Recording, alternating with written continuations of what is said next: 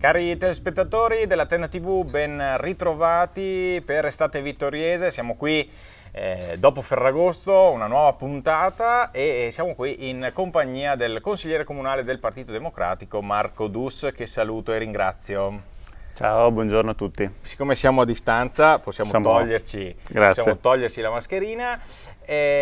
Allora avete imparato a conoscere questo nostro appuntamento in cui, in maniera un po' più informale del solito e anche, possiamo dire, decontestualizzata, non siamo nei nostri studi di Vittorio Veneto, parliamo un po', insomma, delle tematiche che stanno animando questa estate 2020. Come ho fatto anche con gli altri ospiti, chiedo intanto a Marco Dus come sta. Ma fortunatamente bene. E come sta vivendo, insomma, questa estate un po' anomala?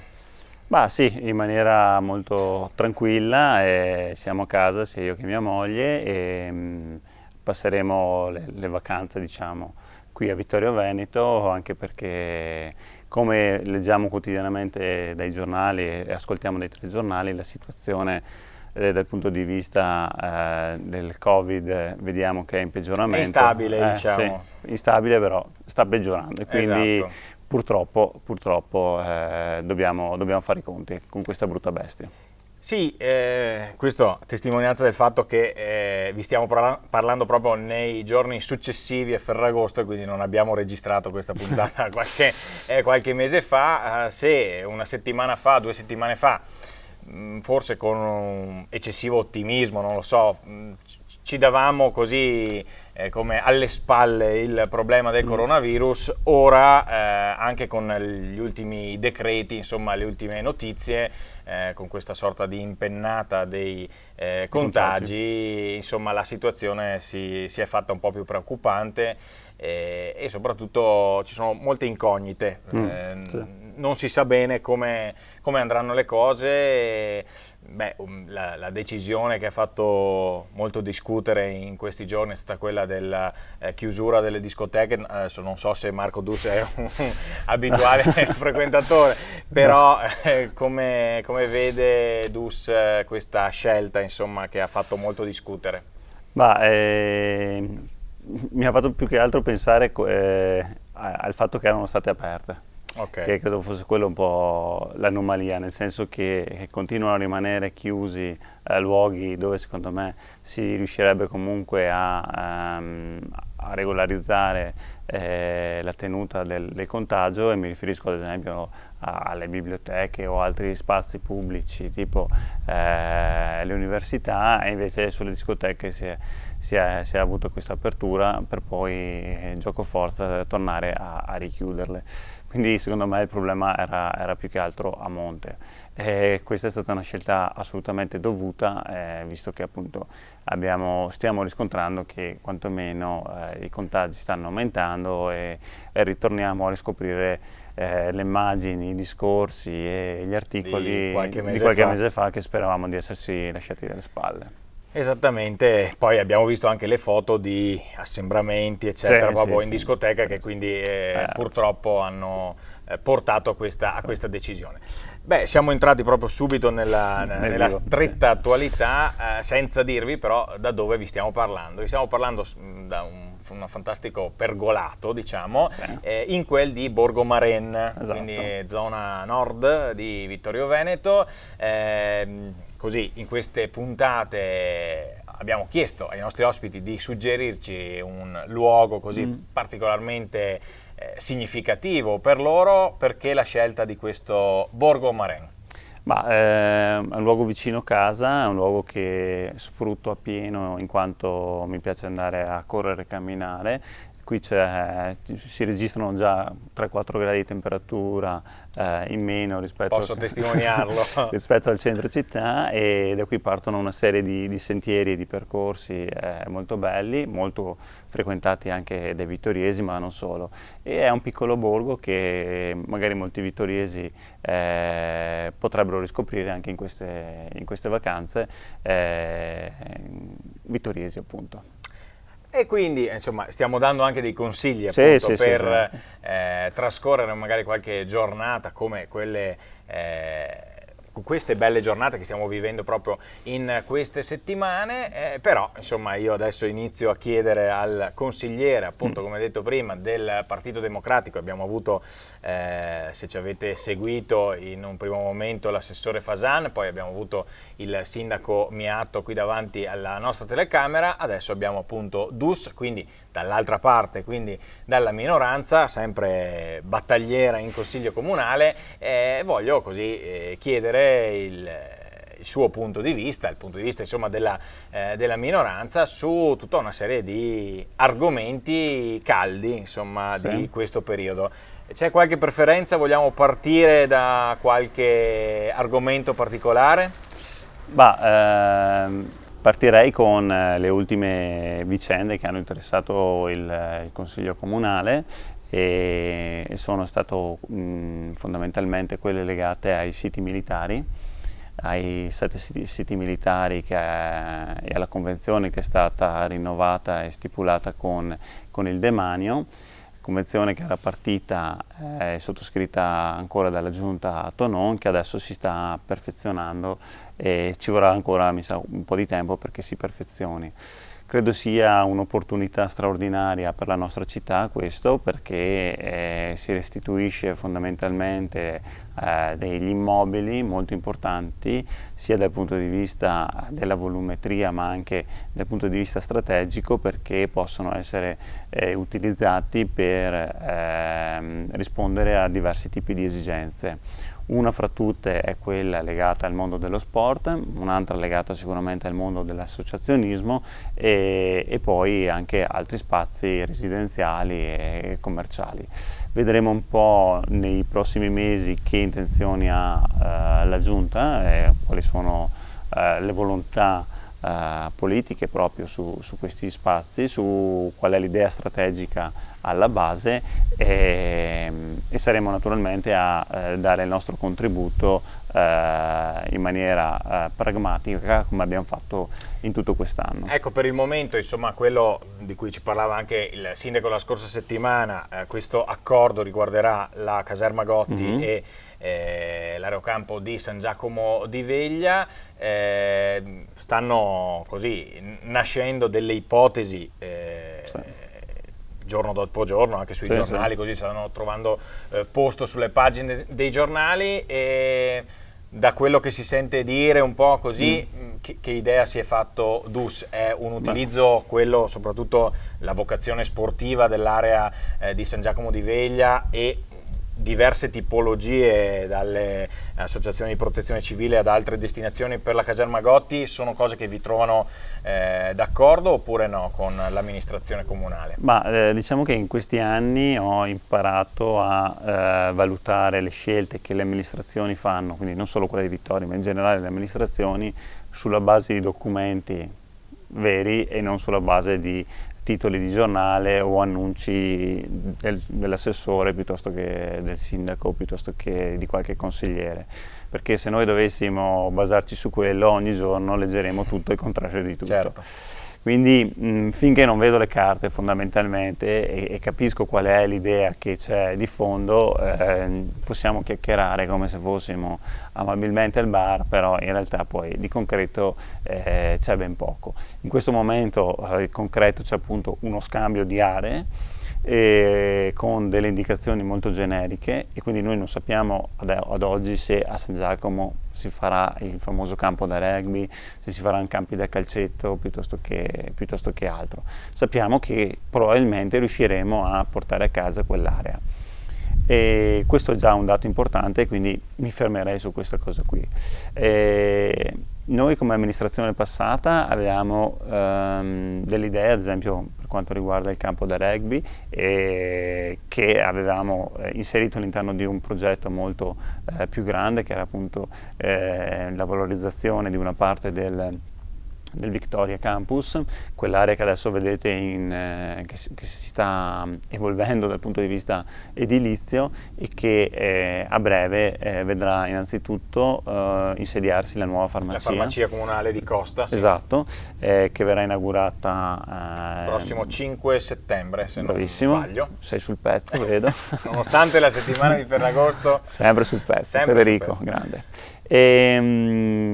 Oltre a quello c'era appunto lo spazio per il campo da rugby. Noi credevamo che quella fosse la collocazione più idonea, in quanto lì si trovano le piscine, la pista d'atletica, il palazzetto, e quindi è già ora una piccola cittadella dello sport. Ho letto sempre dai giornali che si vuole creare un'altra cittadella dello sport. Mi fa piacere, evidentemente c'è molte persone che fanno sport a Vittorio, però vorrei intanto che ne venisse completata una di cittadella. Ecco. Su San Giacomo credo che però ci sia l'assoluta esigenza di intervenire con proposte per la città, e anche lì siamo ancora in attesa da molto tempo della famosa palestrina che deve essere ancora realizzata, quindi magari prima finiamo le cose che si aveva in mente di fare negli anni passati e poi vediamo i progetti futuri, altrimenti è sempre una scarpa in zoccolo. Rimaniamo a San Giacomo, dato che di questo abbiamo parlato, questione asilo di San Giacomo di Veglia. Sì. La questione è ancora in divenire, ce lo diceva proprio la scorsa settimana il sindaco. Secondo voi come è stata gestita questa situazione dal punto di vista dell'amministrazione comunale, e che epilogo avrà? Ma noi lì abbiamo chiesto la convocazione di un consiglio straordinario, un consiglio comunale straordinario, appunto per discutere di questo tema, perché anche lì se ne era molto letto sui giornali, però poi di concreto non stava venendo avanti nulla. E fondamentalmente i problemi sono due: uno è legato al vigneto, come tutti sapete, e un altro è legato alla staticità della scuola, dell'asilo. E sono due problemi fondamentalmente paralleli, che però vanno risolti. E come vanno risolti? Sul vigneto c'è già una sentenza del TAR e bisogna dare attuazione a quella sentenza del TAR. E io mi chiedo come mai ci sia ancora questo ritardo da parte dell'amministrazione a non attuare quella sentenza, perché è abbastanza chiara e è anche abbastanza, dal mio punto di vista, rivoluzionaria, nel senso che coinvolgerà poi anche scelte su altre amministrazioni, perché creerà una sorta di precedente. Ricordiamo in sintesi che fondamentalmente c'era un'area verde, lasciata a Prato se non sbaglio, confinante con l'asilo. Una parte di quest'area era F2, veniva classificata come area, e dal nostro punto di vista, dal punto di vista dell'amministrazione, su quell'area non poteva essere impiantato un nuovo vigneto. La proprietà invece sosteneva che l'area potesse essere atta appunto alla coltivazione della vite, e così ha deciso di proseguire con i lavori.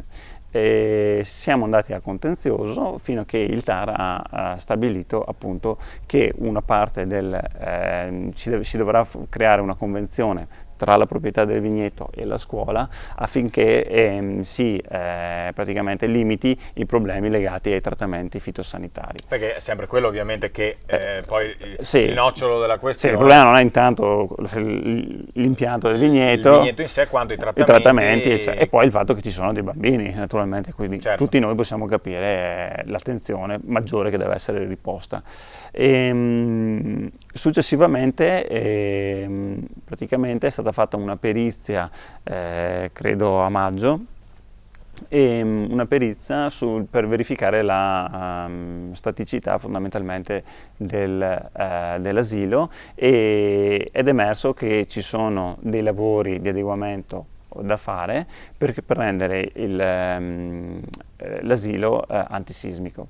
Ora è nato tutta una querella tra il comune, il Cesana Malanotte, che ha una convenzione con il comune stesso, su chi deve intervenire.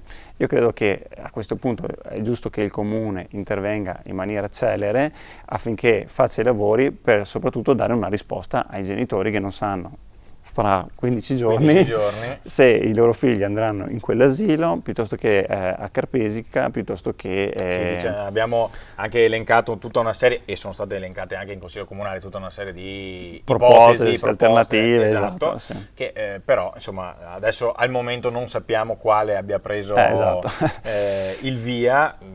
Ci diceva appunto anche il sindaco che insomma poi la settimana di Ferragosto, i giorni di Ferragosto, le ferie dei professionisti non aiutano, ma insomma speriamo quanto prima, soprattutto per i genitori, che si possa arrivare alla conclusione esatto, con una decisione definitiva insomma su questo tema.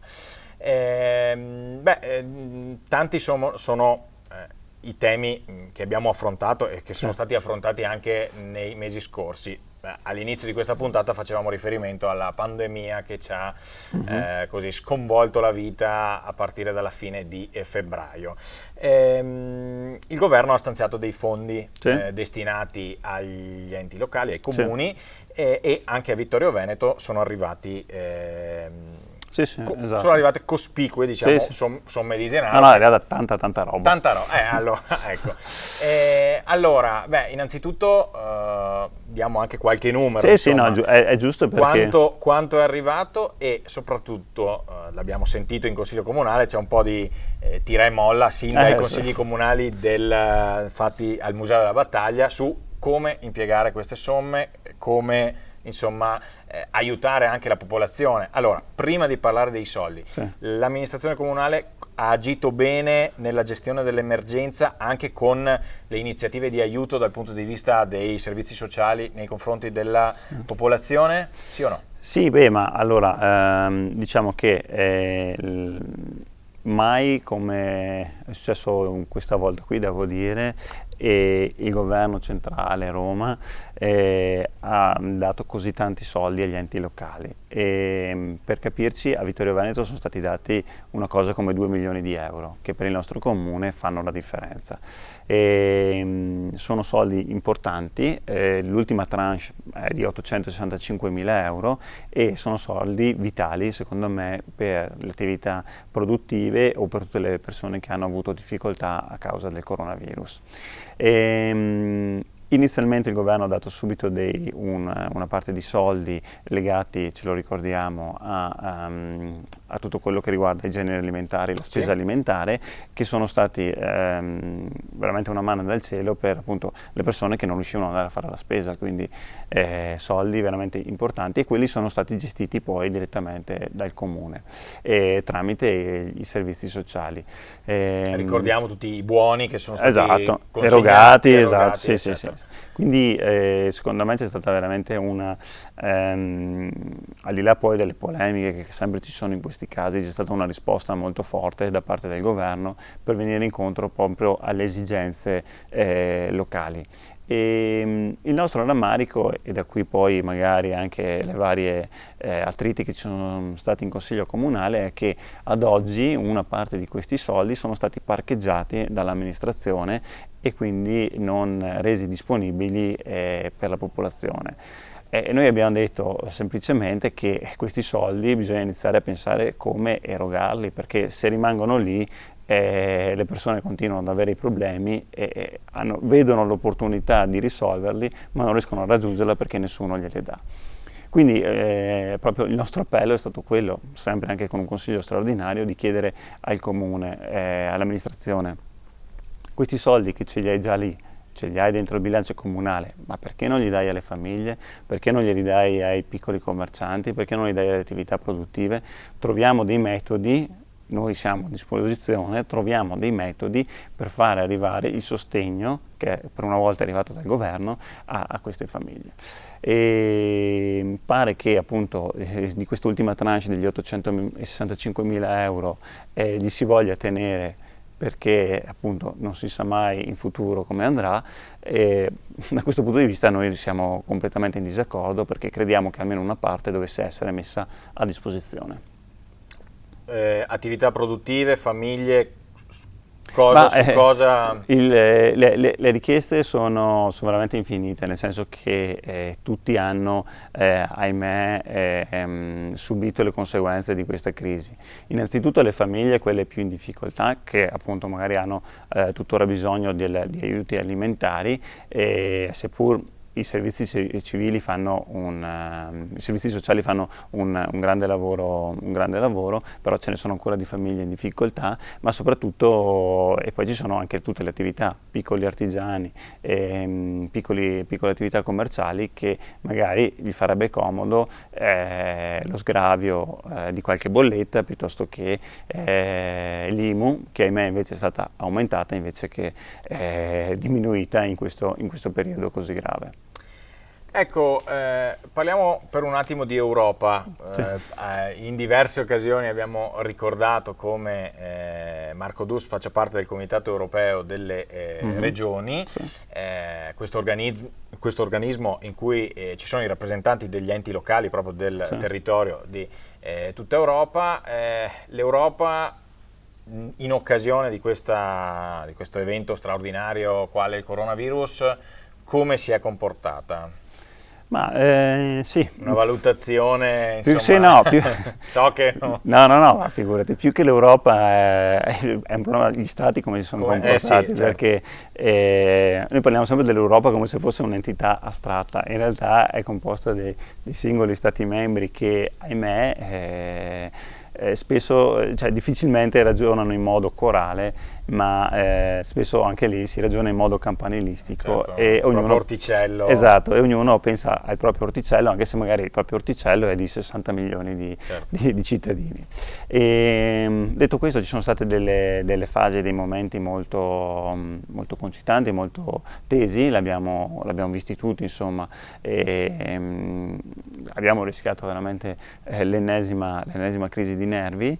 E devo dire che però la reazione della Commissione europea è stata una reazione fenomenale, sia Commissione che Consiglio hanno veramente aperto le borse come non mai per consentire agli Stati di poter usufruire di denaro liquido senza interessi per poter appunto andare incontro alla popolazione. Ora naturalmente anche lì bisognerà vedere come gli singoli Stati membri gestiranno questo denaro, e questa è una partita su cui l'Italia si gioca non solo la ricrescita ma anche e soprattutto la credibilità.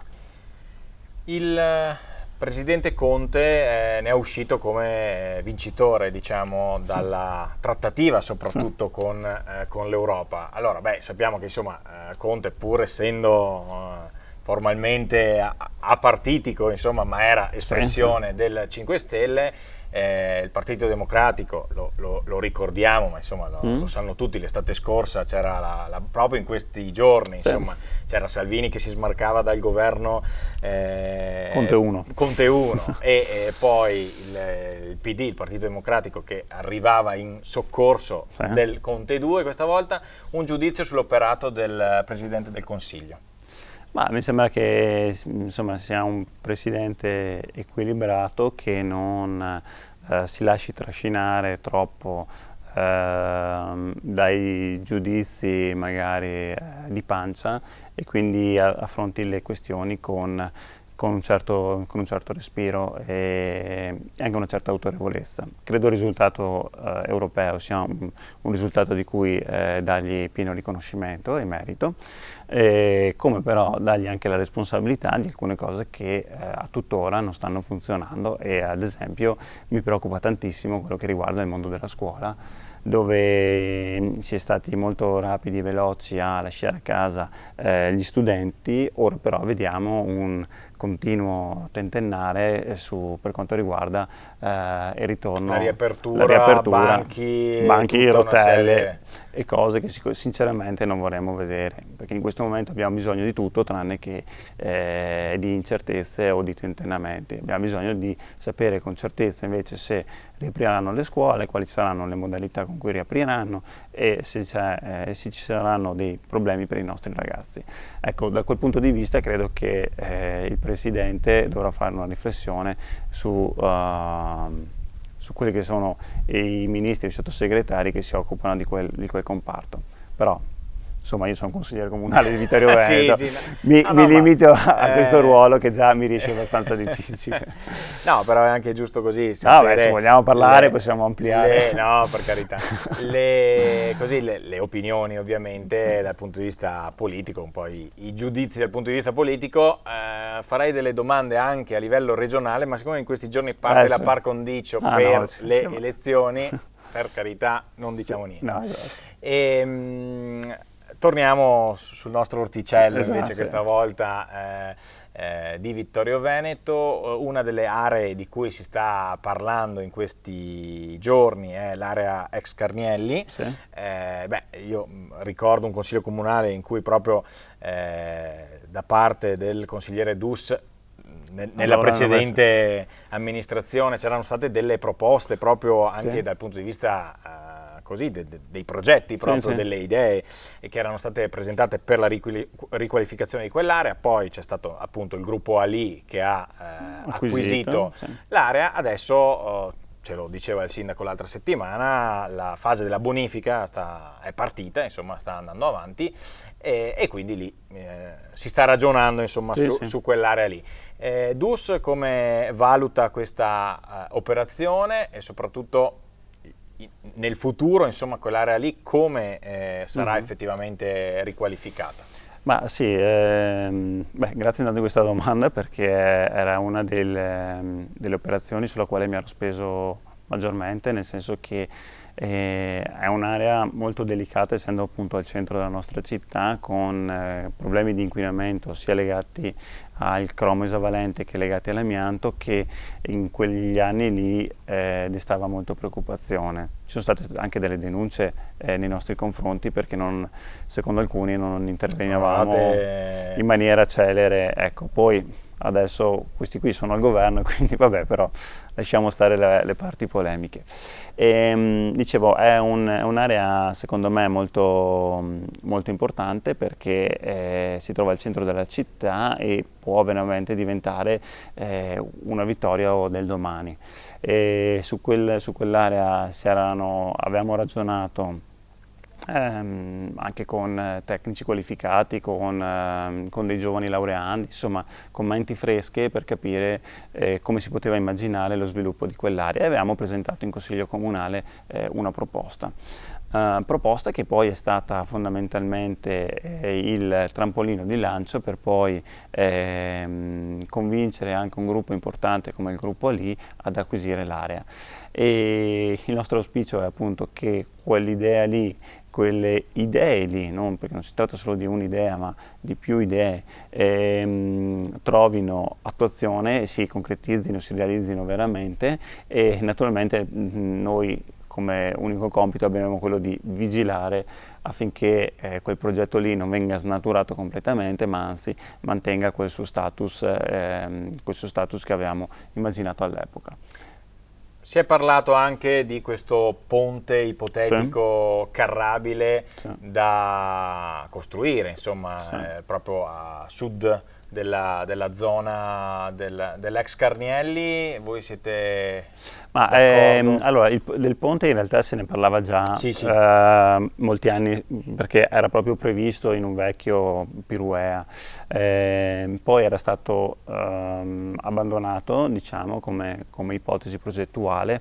Ora ho letto sempre dai giornali che se ne sta discutendo ancora, però sinceramente nella commissione Carnielli, dove faccio parte, di questo ponte non si è mai parlato, quindi non capisco se siano cose che qualcuno si inventa o butta fuori, o siano veramente reali, soltanto che non abbiamo le carte. Detto questo, intervenire in quell'area, come dicevo prima, è delicato, perché abbiamo il Meschio e una pista ciclabile meravigliosa che ci corre a fianco, e quindi è veramente un gioiello. Bisogna capire chi vuole intervenire, quali sono poi gli interventi che vengono proposti, e poi solo dopo fare una valutazione. In questo momento, ripeto, vedo solo un gran parlare di un ponte che però attualmente non ho visto disegnato da nessuna parte. Aspettiamo di vedere qualcosa di concreto. Vedremo, perché noi c'erano state anche delle ipotesi di un ponte pedonabile, quindi non carrabile, sul quale secondo me si può trovare la convergenza di tutti, però ripeto, vediamo a progetto fatto. Sempre a proposito di viabilità, intanto sta arrivando il sole qui sotto il nostro pergolato e il discorso che avevamo fatto della temperatura mite qui di Borgo Maregni inizia a vacillare. A proposito di viabilità, sì, sono stati fatti alcuni piccoli cambiamenti in zona, soprattutto Ceneda, sì, in queste settimane, nei mesi scorsi, un altro pare sia in procinto di arrivare, cioè il doppio senso in via Oberdan. Sì. Almeno proprio in questi giorni ci sono un po' di lavori in corso. Come valutate voi questi che sono stati definiti da una parte esperimenti, diciamo, di viabilità, di nuova viabilità? Come... Bah sì, no, allora guarda, devo essere molto franco su questa cosa. Via Oberdan a doppio senso trovo che sia una scelta sbagliata, perché la strada non è molto larga, si vanno a togliere parcheggi che già il quartiere lì ne avrebbe invece bisogno di nuovi. Si va a togliere un tratto di pista ciclabile che sembra molto breve, ma in realtà anche quello è importante perché è tutta una zona residenziale molto delicata, quindi non ne capisco veramente la ragione. Sinceramente non capisco neanche la modifica della viabilità in alcuni tratti come è stata fatta. Via da Ponte, via Lioni. Ponte, esatto, in quanto non capisco dove stia il vantaggio. L'ho percorsa diverse volte e ancora mi chiedo quali sono i vantaggi per aver modificato quei tratti là. Si dice che sia voluto sperimentare, però sì, sperimentare sulla pelle dei vittoriesi mi sembra un po' sadica come cosa. Molto bene, proseguiamo il nostro cammino e sempre a proposito di viabilità, immancabile la domanda sul traforo di Sant'Augusta, non potevamo concludere insomma, la nostra puntata senza una domandina sul traforo di Sant'Augusta. Allora, ho un ricordo di anni fa in cui si era detto entro il 2016 i vittoriesi percorreranno il traforo, poi l'anno dopo, qualche 6 mesi, il buco è fatto. Adesso, insomma, la minoranza come... Ma io guarda, anch'io ho i tuoi stessi ricordi. Io sono lì pronto in macchina che cerco di... Ho i tuoi stessi ricordi e mi faccio le stesse domande, nel senso che tutti noi abbiamo visto quando era crollato il diaframma ancora anni fa, abbiamo visto il traforo, lo vediamo tutte le volte che ci passiamo, bello e finito, e ci chiediamo con i display luminosi esatto, e ci chiediamo veramente cosa manchi per aprirlo. E in realtà il tutto si è fermato perché c'è stata una discussione fondamentalmente che è finita in un punto morto tra l'amministrazione e ANAS. L'amministrazione dice che la rotonda che ANAS vuole realizzare è troppo piccola, ANAS dice che la rotonda è sufficiente. E questo è il problema fondamentalmente, molto banale, però questo problema qui sta bloccando un intervento sulla città che attendiamo da 70 anni tipo, sì. e soprattutto c'è un'opera finita e lì pronta per essere aperta, continua ad essere procrastinata e è secondo me veramente ingiusto per tutti i vittoriesi che dicono vabbè ormai l'avete fatta, almeno apritela insomma. Certo, e ci auguriamo infatti che insomma che a breve si possa percorrere finalmente insomma questo tratto di strada per poi poter valutare gli impatti eccetera, eccetera, perché poi partiranno le polemiche il giorno dopo, però insomma intanto vediamo così.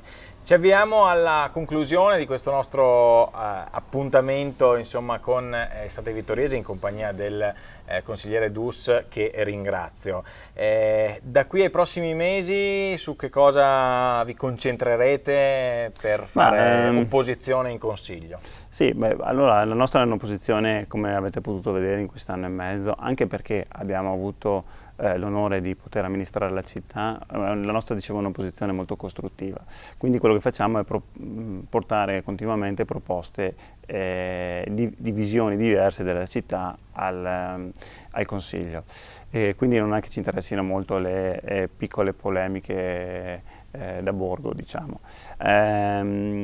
Ci sono una serie di questioni che stanno venendo avanti, come dicevo prima, sicuramente quella delle caserme è fondamentale, quella legata a tutto il tema dell'elettrificazione anche è molto importante. Ricordiamo che adesso si sta realizzando un sottopasso che costerà alla città quasi 2 milioni di euro e ci sono questioni legate alla sicurezza, sempre appunto in tema di viabilità e poi ci sono tutta la questione legata al mondo dello sport e delle attività ricreative, diciamo, che speriamo possa ripartire in maniera veloce dopo questa crisi da coronavirus.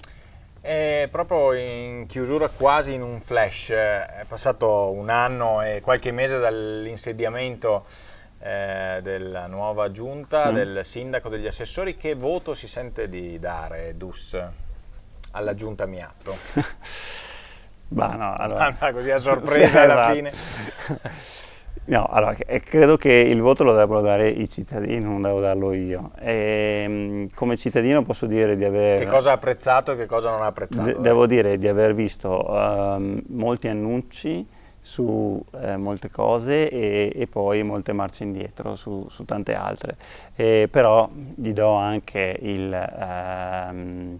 l'escusazio del fatto che si sono insediati da poco e quindi probabilmente devono ancora prendere la misura, anche se sono tutte persone molto più navigate di me, questo c'è da dire.